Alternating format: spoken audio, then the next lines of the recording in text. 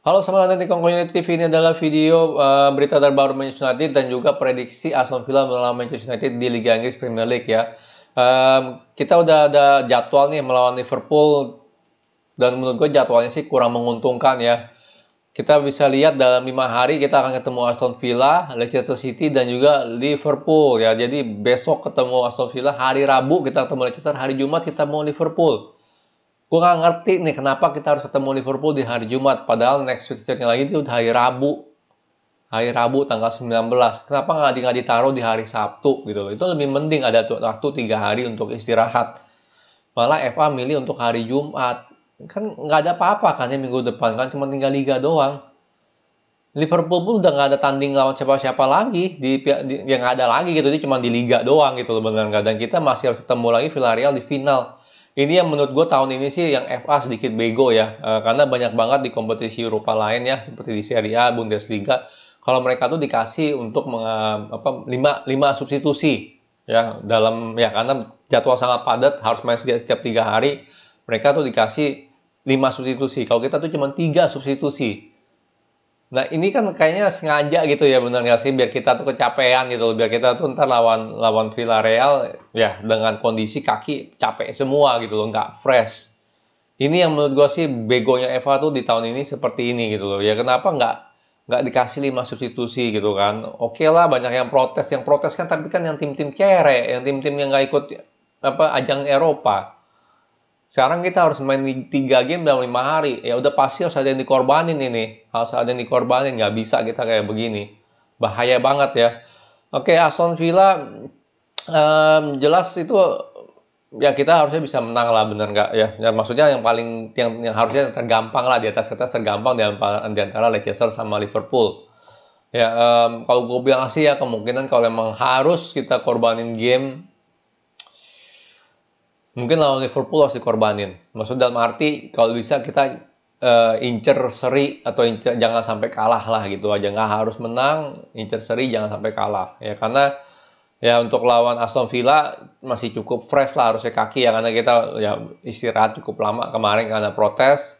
Lawan Leicester harusnya masih cukup fresh tapi lawan Liverpool beda 2 hari sama Leicester menurut gue sih ini harus dikorbanin gamenya. Kalau nggak ya resikonya besar untuk cedera sangat besar. Benar-benar gue sih nggak habis pikir. Jelas lawan Fulham itu kita bisa santai sedikit ya. Mungkin aja ada kemungkinan aja si Ole bakal ngegas terus nih 5 hari ya. Sampai lawan Liverpool, lawan Fulham baru turunin cadangan.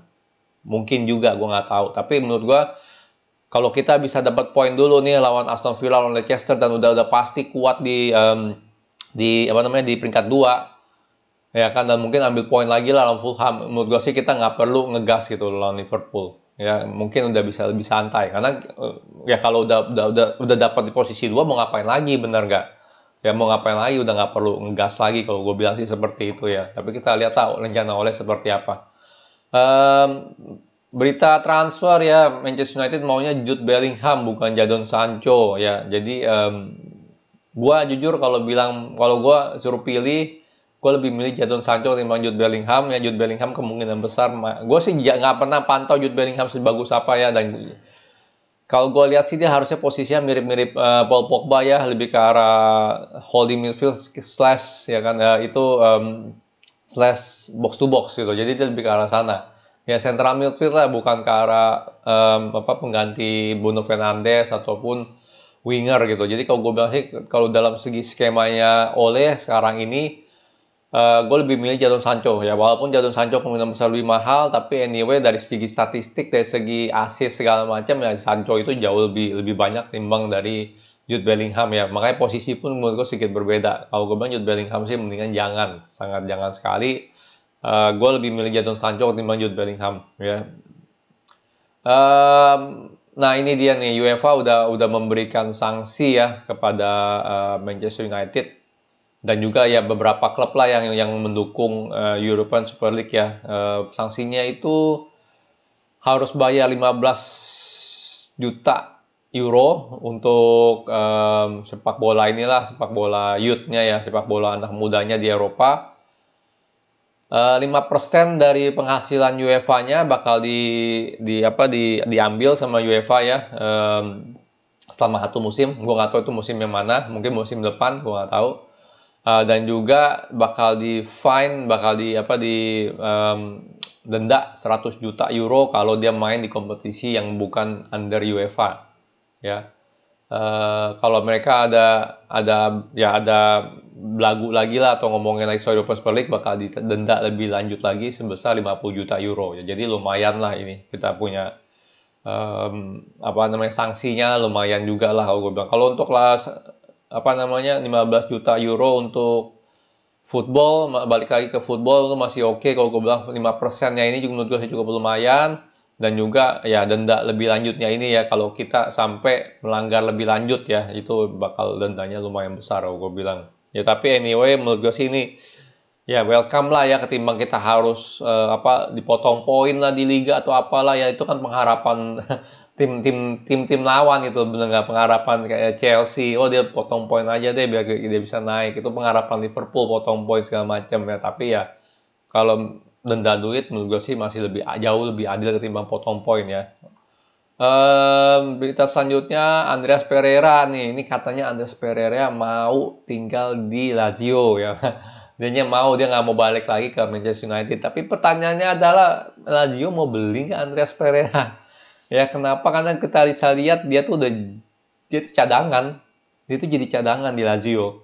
Ya kan, bahkan setahu gue dia punya posisi pun tuh banyak gonta-ganti di Lazio ya. Kadang gantiin si Luis Alberto ya kan, kadang gantiin si Korea. Jadi dia nih posisinya tuh bener-bener kayak apa ya, tambal sulam buat dia gitu. Dia nggak ada posisi tepat, nggak ada posisi tetap ya, nggak ada posisi tetap, dan juga dia jarang dimainin, cuma sebagai cadangan. Kalau gue bilang sih Lazio untuk beli Pereira sih jauh banget lah ya. Kemungkinannya sih kecil sekali gitu, kecil sekali. Dia berapa sih? Sekitar 25 juta atau 35 juta, gue lupa.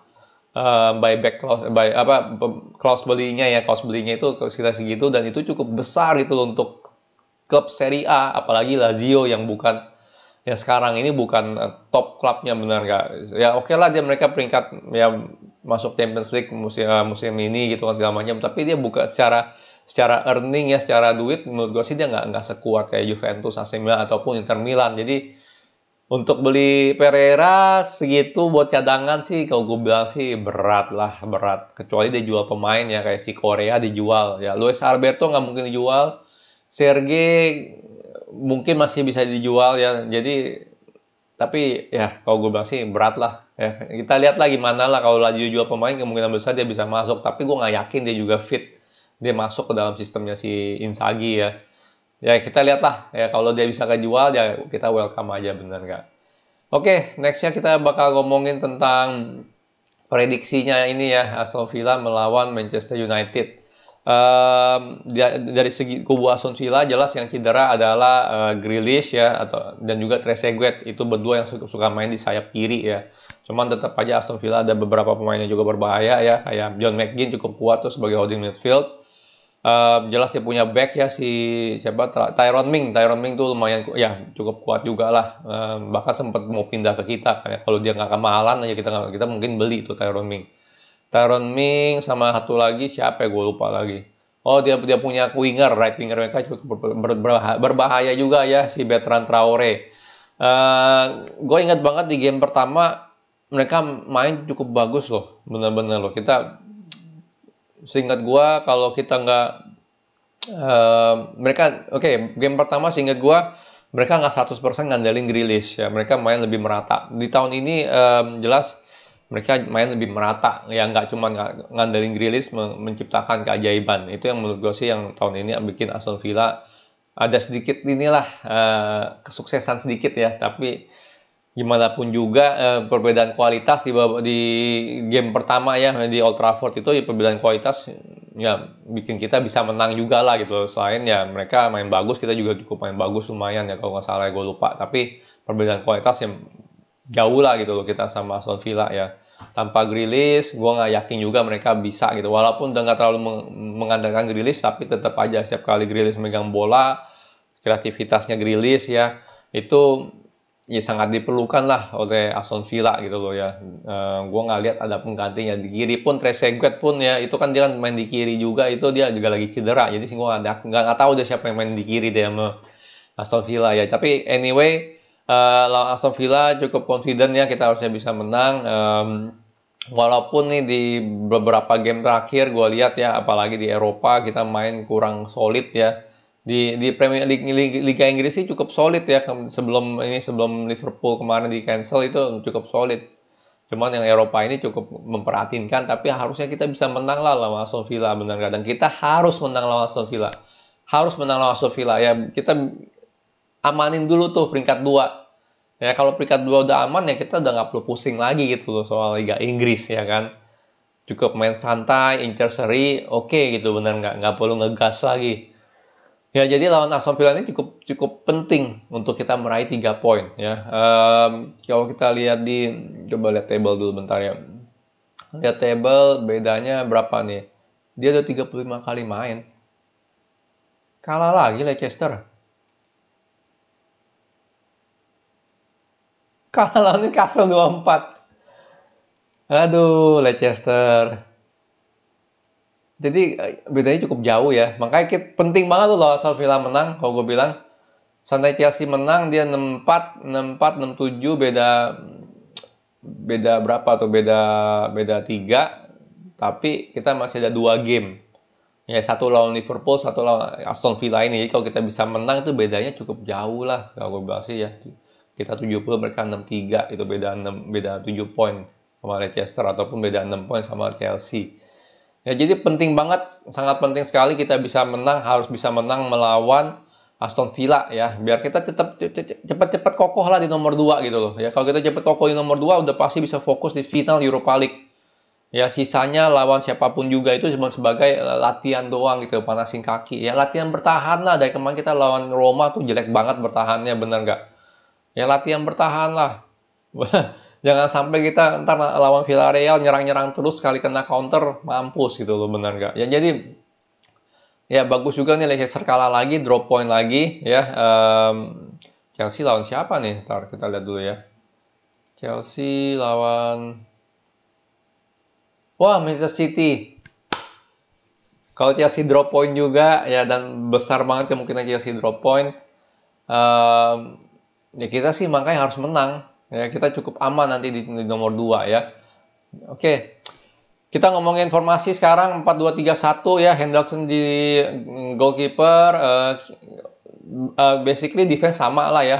Kita punya tim inti di Premier League ya. Henderson goalkeeper, kiri Luke Shaw, Maguire tengah, Lindelof balik lagi, bukan Bailey, Wan-Bissaka di kanan ya. Dan gue cuma mau ngomong dulu ya soal performa Bailey di Roma kemarin. Yang menurut gue sih wajar aja kalau dia nggak main kurang gitu bagus, karena dia juga baru balik dari cedera, baru balik juga dari COVID ya. Kita bisa ingat lah menengah Pogba baru balik dari COVID itu mainnya ancur-ancuran selama 1 bulan ya, dan Bailey kemungkinan besar ada impactnya juga sama juga ya, baru balik dari COVID, fitnessnya belum ada, match fitnya gitu. Tapi juga menurut gue ini penting banget ya, mungkin di musim depan bagaimana Ole harus sering-sering merotasi defender. Ya kita nggak bisa ngarapin keajaiban gitu ya, mainin Maguire, Lindelof terus tiba-tiba masukin Bailey ngarepin dia performanya sama kayak Lindelof gitu atau sama kayak Maguire. Ya nggak mungkin lah, bener nggak mungkin. Ya orang kan perlu panasin mesin dulu gitu loh, bener nggak perlu main dulu di pertandingan ya. Di holding midfield gue milih McTominay, Pogba ya, bukan McTominay, Fred. Menurut gue lawan oke, lawan Aston Villa Fred aja tuh nggak apa-apa gitu, kita mungkin bisa istirahatin Pogba, tapi gue pengen dapat 3 poin ya. Gue pengen dapat 3 poin, pengen aman 3 poin ya, karena nggak ada Grealish pun menurut gue kita nggak perlu terlalu berdefensif. McTominay, Pogba harusnya cukup oke sebagai holding midfield, biar Pogba bisa ngebantu juga bangun serangan dari belakang ya. Penyerang gue pilih Rashford, Fernandes, James sama Greenwood ya. Kalau Cavani selalu gue pasti, kalau gue secara pribadi gue bakal mainin dia sekali, istirahatin dia sekali gitu. Gue bakal rotasi seperti itu untuk Cavani. Ya gimana pun juga dia udah tua, rentan cedera, walaupun dia formnya lagi bagus, mainin dia lagi sih menurut gue sih nggak kurang bijak lah ya. Biar dia jadi super sub aja, kalau Greenwood nggak perform dia masuk, dia golin gitu loh, bener nggak? Ya, biar dia bisa main lagi di pertandingan selanjutnya, karena selanjutnya kita lawan Leicester, nggak gampang ya. Kalau kita bisa menang lawan Leicester juga ya, kalau menurut gue sih kayak gitu, itu sih nomor 2 udah di tangan banget gitu, udah aman sekali ya. Jadi gue pilih seperti ini, dan penyerang Rashford kiri ya, dan semoga Rashford udah fit banget ya, karena terakhir ini udah kelihatan banget dia mainnya lagi drop ya, mungkin semenjak cedera ankle itulah Itu dia pemainnya lagi drop dan semoga dia udah bisa balik. Kita perlu Rashford panas lagi nih karena kita bentar lagi bakal final Europa League ya, itu penting banget. Rashford panas, Fernandes panas, Pogba panas, mah udah deh. Aku yakin banget kita juara gitu ya. Jadi Rashford harus balik lagi formnya nih. Rashford harus main ya. Dan di kanan James, Fernandes jelas nggak tergantikan ya sebagai nomor 10 dan Greenwood sebagai striker. Prediksi skor, kalau menurut gue sih kita harusnya bisa menang ya, dan feeling gue sih kita bisa clean sheet ya. Prediksi skor gue kita menang 0-2 ya melawan Aston Villa ya. Harusnya bisa lah. Dan sekali lagi ini penting banget ya kalau kalian dilihat di table klasemen, sangat penting sekali kita untuk menang, karena kalau kita menang nomor 2 itu semakin aman di tangan ya. Kalau kita dapat nomor 70 poin 70, Chelsea bakal ketemu Man City, Leicester udah kalah ya kan, pada ya kemungkinan besar Chelsea mungkin bisa kalah, mungkin juga seri ya. Kalau untuk menang sih ini di kandang Man City kan mainnya ya, kalau di kandang Man City sih jujur aja sih gue nggak yakin mereka bakal nyerang-nyerang banget ya. West Ham ketemu siapa nih? Oh, Everton ya. Yes. Ini 11-12 lah, bisa Everton menang, bisa West Ham menang ya. Everton mau 8. Everton juga angin-anginan tuh, seri 3 kali, menang sekali ini. Mungkin West Ham nggak drop point ya, feeling gue sih kemungkinan besar nggak drop point. Tapi Chelsea sama Leicester udah drop point, Chelsea mungkin bisa drop point ya. Jadi makanya penting banget untuk kita menang ya. Kalau kita menang kita dapat poin 70, bedanya cukup jauh lah sama Chelsea sama Leicester. Apalagi kalau bisa Chelsea seri, bedanya cukup jauh banget lah gitu. Dan kita semakin solid di nomor 2 ya. Semakin cepat kita solid nomor 2, sekali lagi semakin aman, kita semakin siap untuk prepare melawan Villarreal di Europa League ya, final. Oke, sekian video dari gua. Kalau suka jangan lupa like, subscribe, and thank you for watching.